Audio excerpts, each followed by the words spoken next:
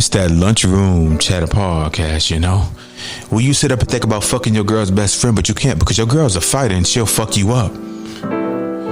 This that lunchroom chatter podcast where you lay up and think about being a porn star, but you can't because you come too quick, so you gotta eat the pussy for 95 minutes. That kind of shit. This that lunchroom chatter podcast where you in bed at night thinking about beating your meat, but you can't because you live with your mama. And she bust in the room and said, bitch, get the fuck up. Mama, why you ain't knock on the door first? This that kind of shit. Where you can be yourself, where you can relax, where you could put yourself into the mind of another nigga. So stay tuned. Let's get this shit popping. Lunchroom chatter podcast, baby. Yes, sir. Y'all know what time it is, man. This is that. Brand new LCP. Man, I want to say first and foremost, man, another round of applause to you guys out there, man, who stay showing love, who stay locked in, who stay tuned in to that Lunchroom Chatter podcast on all platforms. Now, I know I've been busy. Episodes have not been dropping at the same frequency, but a nigga been tired. So let's boo life right now. Been a lot of shit going on, man, but I do want to say something. Now, there will be no more Lunchroom Plus starting, well, basically now. So do not sign up for Lunchroom Plus anymore at the end of the month. Lunchroom Plus is going away. Every bonus episode, such as this, will now be free. And now it's done because I've been tired of shit, and it's tough to kind of balance between paid content and free content. So all the content gonna be free. So you guys who want to support, again, my Cash App is $NYC Story 718. My Venmo is Lunchroom Chatterpod, or you can click the link in any episode description and you can sign up to become a monthly supporter for as low as $1 a month is the lowest you can pay to become a monthly supporter. That is $4. Now, to you guys out there who are subscribed and supporting for $1, some $5, and some who support a lot subscribe for $10 a month. And that's support to better the podcast, more content. I can buy more supplies and I can do things because I do everything independently. So hand clap to you guys out there, man, who stay showing love, stay showing support to your favorite independent podcast. And also, man, repost, reshare on all platforms, all that good shit. Now, I want to get to some shit, man, because the other day on Instagram, I kind of resurfaced a video that I had posted a couple months or a couple weeks ago about a guy. I think he was joking, but he was talking about getting his ass ate. So I want to focus real quick. And I'm also I think I got a question from my guy, Sully. Y'all know him. Better yet, y'all know him from Stories with Sully on that LCP podcast. Brand new LCP. I believe he sent in a question. But before we get to that, ladies, how many of you guys out there are eating your man's ass? Now, I know everybody don't speak at once. I know motherfuckers get quiet and shit. Girl, stop. That's a lie. But some of y'all be lying because I know it's some ladies out there who be eating that ass. Now, I know it's true. I know some of y'all, ew, it's man's ass is dirty. No, some of you motherfuckers are eating some ass because I talked to some friends of mine, and some motherfuckers getting their ass ate.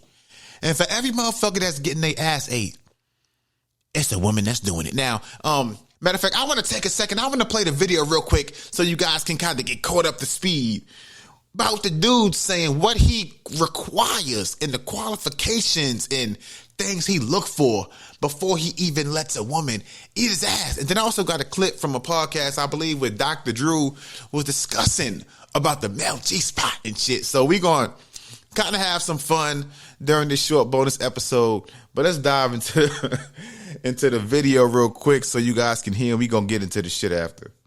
You gotta show me that you're willing to sacrifice for me. You gotta show me that you love me. You gotta show me that you're gonna put work in for me, that you're gonna ride for me, that you're gonna be loyal to me, that you're gonna be faithful to me. And once you show me all of these things, then I will allow you to eat my butt.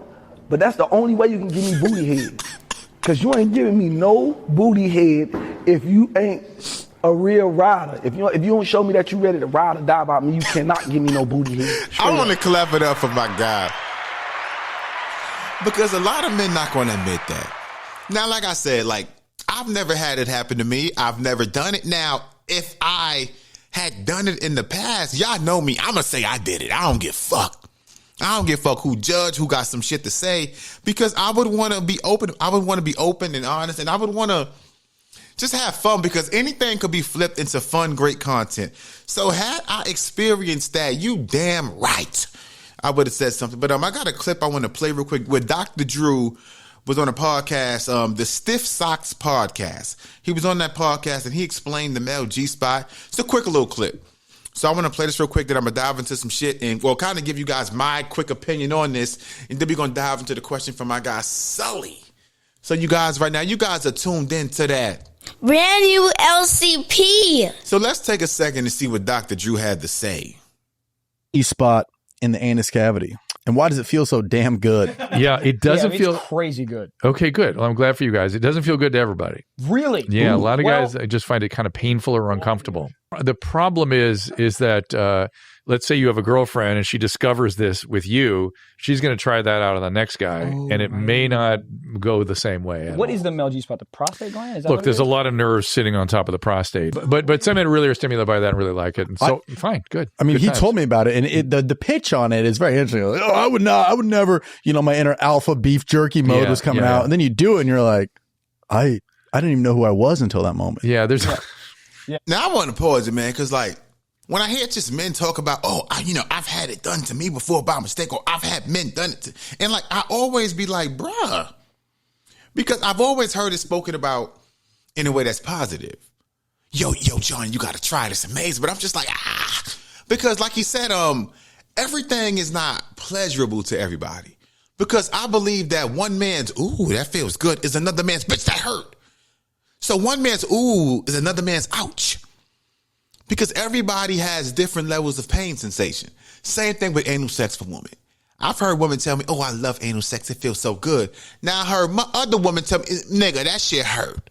That's why I said everybody's level of pain, everybody's tolerance level is not the same.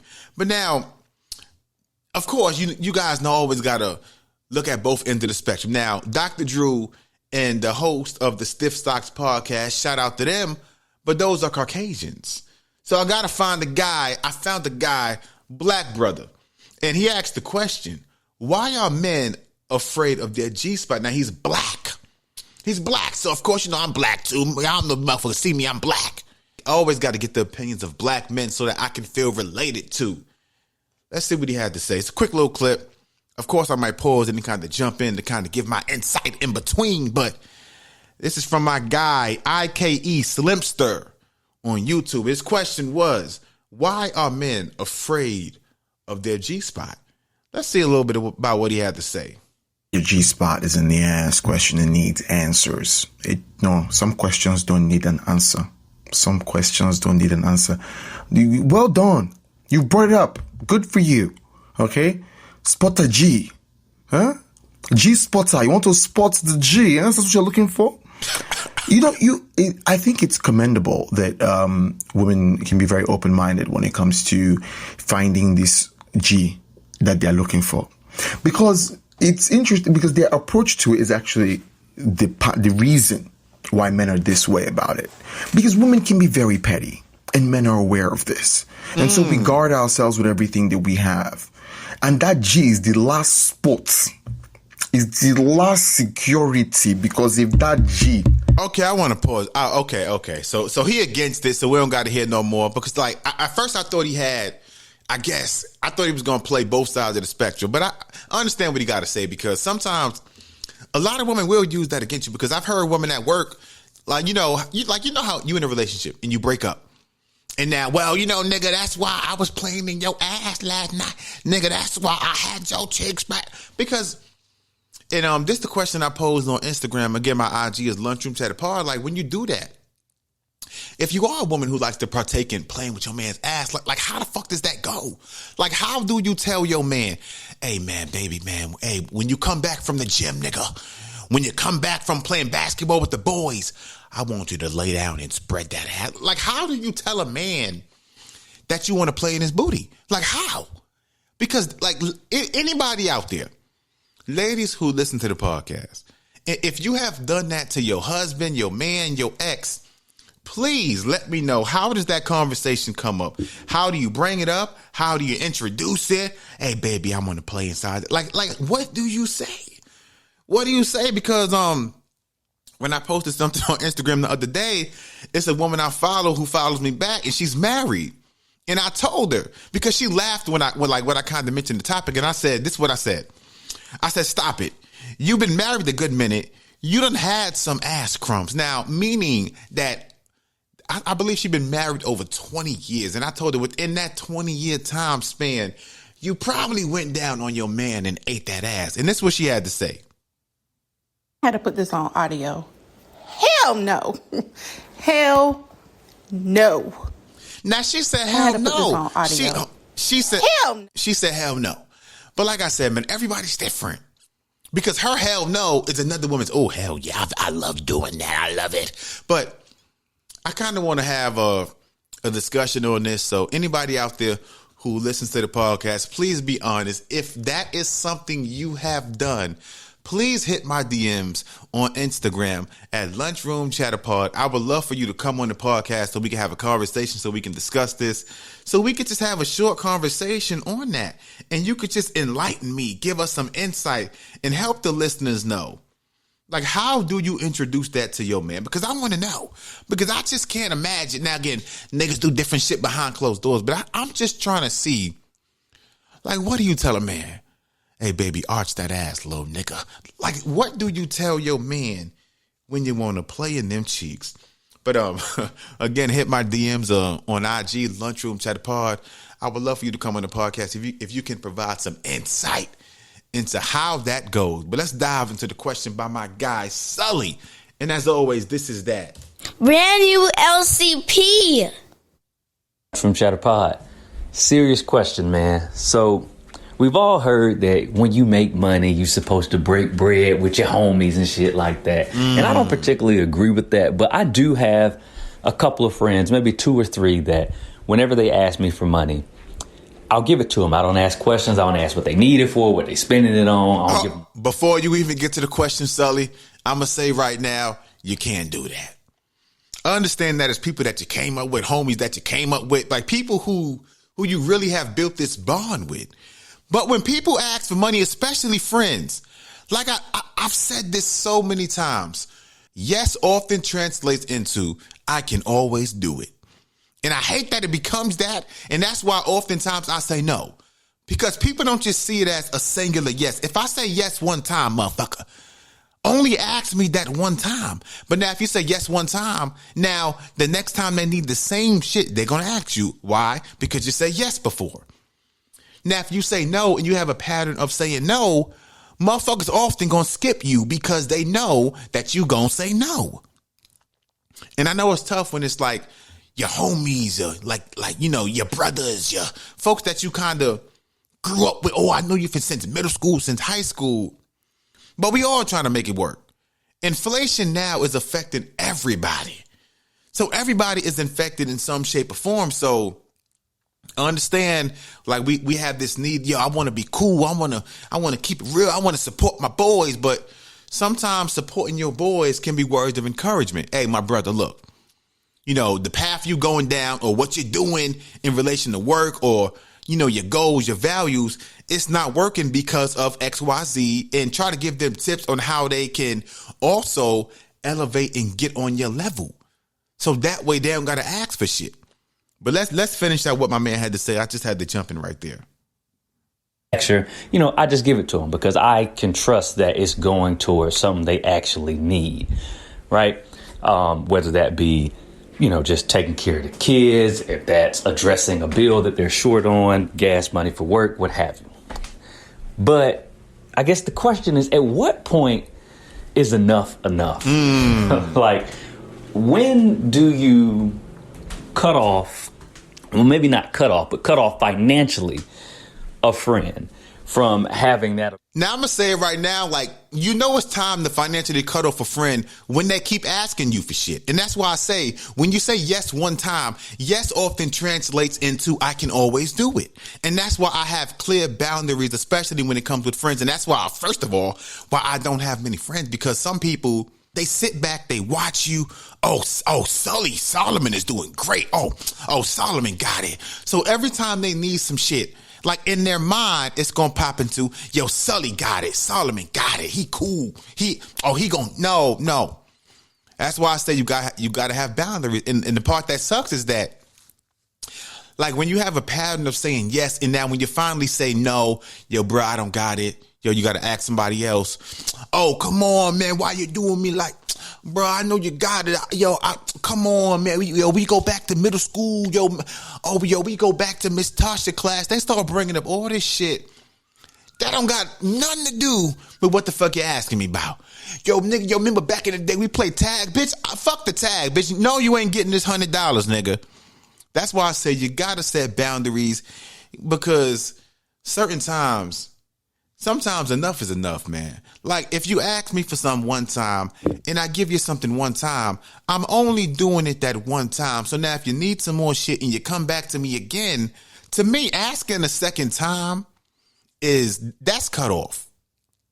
Because if I give you something one time, it's because I wanted to do it. And if I give you something, I'm probably not going to ask for it back because I did it because I wanted to.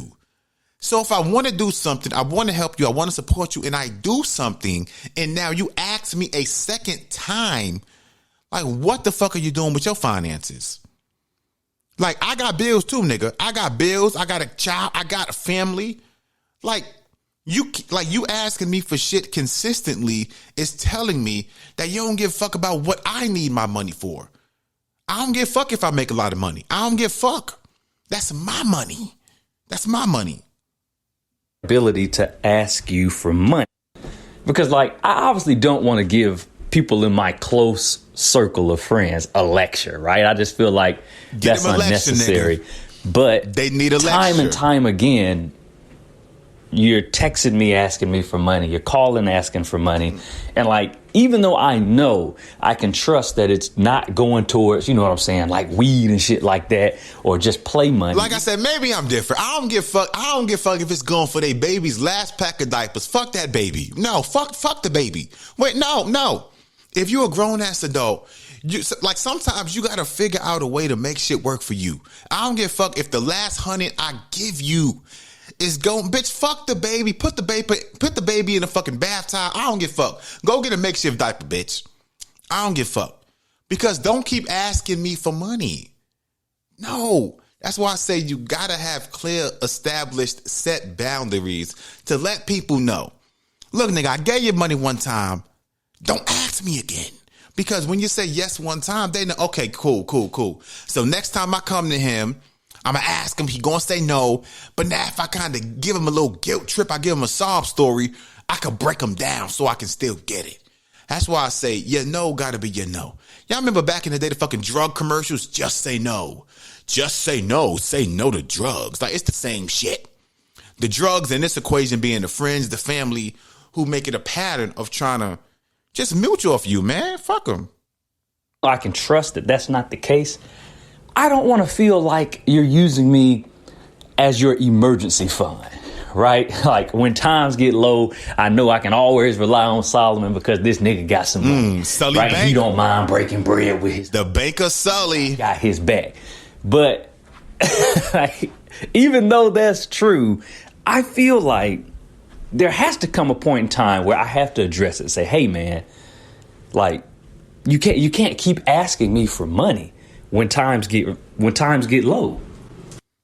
Let's dive into what he had to say, Mo. Like, how do you have this conversation? How do you tell your friends that they have to budget their money better and you're just not going to keep helping them out? Like, even, and it's the principle of that. Like, even if they ask for $10, $200, there's no difference. Like, hey, you got to sit down and make a budget every month, right? Sometimes you have to go without. Sometimes you can't go out and have a drink after work and shit. Like, how do you have that conversation without coming off as, you know, a dick or, you know, just. I want to pause it right now because I'm going to say right now, as a grown ass adult, especially now in this social media driven culture, there's kind of no way to have that conversation without coming off as a dick. It's no way because people don't like being told what to do. But when it's in relation to now, it's affecting your money, your finances, they need to be told what to do because they can't. If they can't budget their own finances and now they fucking up their own finance. Now, most people fuck up their own finances. They fuck up their money doing things that you said, not using money properly. Well, maybe next month you might want to take that trip to go to Cancun with the boys, with the homies, with the girls, but your rent might be due. So now you have to make a fucking adult decision. Pay your fucking rent, skip the trip. Like, don't take the trip and now you want to hit up my man Sully. Yo, Sully, I need an extra $250 for rent. Yo, man, I don't got it. And now when you say you don't got it, now they try to get, Sully, so you really want me on the street? Yeah, nigga, go on the street, bitch. Fuck you. Fuck your house, nigga. That's why I say you gotta have these established set boundaries, because if you don't, matter of fact, let's hit that now. Brand new LCP. Because if you don't, motherfuckers will always try to guilt you and make it seem as if their life now has to become your life. No, nigga, that's your life. That's your life. Because oftentimes, if you reverse it, and now, let's say, for example, they hit the lotto, like they get a fucking financial gain, oftentimes, they're not going to look at you. They're not going to look at you and be like, you know what, man, Sully, man, I played the Powerball last week. I won $6 billion. Here's at least $10 million for all the times you looked out for me. Like, that shit often doesn't come back. And it should. That's why I say having these conversations with your friends, you go and come off as a dick. There's no way that you don't come off as a dick. That's just is going to happen. But now, I look at it like this. If it's somebody who you helped, you assisted, you gave money to time after time, and now you try to, as you said, have a lecture or try to at least figure out, bitch, what the fuck are you doing with your money? Why you never got money? And they take offense to that, it's time to cut them off completely. Because I'm sure if you have that conversation, it's not being had from a place of malice, from a place of animosity or anger. It's coming from a place of, nigga, like, I want you to have money too. I want you to have funds as well. I want you to be in a position to where you don't have to keep asking me for money. Nigga, I'm not nigga, I'm not Chase. I ain't TD Bank, nigga. I'm not open on Sundays, nigga. Go get your own fucking bank account. Figure out what the fuck it is you doing with your life to where you not having the proper fund. Nigga, that's on you. Let's finish what my guy Sully had to say. Suddenly, like, I'm looking down on them because it's like, I obviously don't want to do that with friends that I'm close to. But at the same time, I feel like I got to set some boundaries. Like, you can't just keep asking me for money, man. Like, that's going to have a negative impact on our friendship. And we've been friends since elementary school. You know what I'm saying? So I obviously don't want to lose those friendships, but I got to start. But let me say it right now. See, look, fuck middle school, fuck elementary school. Like, if you have friends now, and now you guys are grown-ass adults, and now they keep coming to you asking for money, then sometimes, like, it's seasons for friendships, too. It's a season for everything. Like, sometimes maybe that person was only meant to be in your life for 20 years, and now it's time to move the fuck on. Because once you give money, you know this, like, once you give money to somebody one time, like I said, they often come back. And that's why I consistently say, once you say yes one time, a lot of people perceive that as he can always do it. And once they get that in their mind, every time I need help, every time I'm down, every time I need $10 or $20, $100, I can go to Sully. That's an issue. And sometimes I know it sucks because of the long-term established friendship, but sometimes those friends, they need to get the fuck out your life. You can't keep prospering in life when you got motherfuckers that's right next to you or behind you begging for shit, trying to hold you back. So, Sully, let them go. That's all I'm going to say. But let's finish out what he had to say, and we going to get out. Again, this is a bonus. This is that. Brand new LCP. I hope y'all learned. I hope y'all listening. This is bonus episode, man. Share this episode with your friends, your colleagues, your coworkers, your family. And stay locked in. But let's finish out what Sully had to say. And you know what, man? I ain't done. But this is just extra. So please address everything that I've said in the messages previous before we get to this next point, which is this, man. Like, I don't know what it is. Maybe it's just a pet peeve of mine, but I just feel like the worst thing a nigga can do is ask me or anybody for that matter, for some fucking money, bro. Like, I can't stand that shit. Like, my friends, bro, they see me get off of my job, right? They see this shit and go to a part-time job, of which I asked it for more hours, so I'm full-time now. They see me get off of my full-time job and then go work another full-time job. They see me working all the fucking time and then have the nerve to fix their fucking lips to ask me for some money. Get off your bro. Let me just stop right now, bro. Hold on. See, we're going to clap it up for Sully, but we're going to address that last part. And that's the part that sucks because, like, when you got lazy friends, like, the same thing that you do, like I said, you got a full-time job. You clock out to go work another full-time job. They see that shit. So in their mind, Sully got it. In their mind, oh, yeah, Sully balling. Because Sully left a job to go to another job.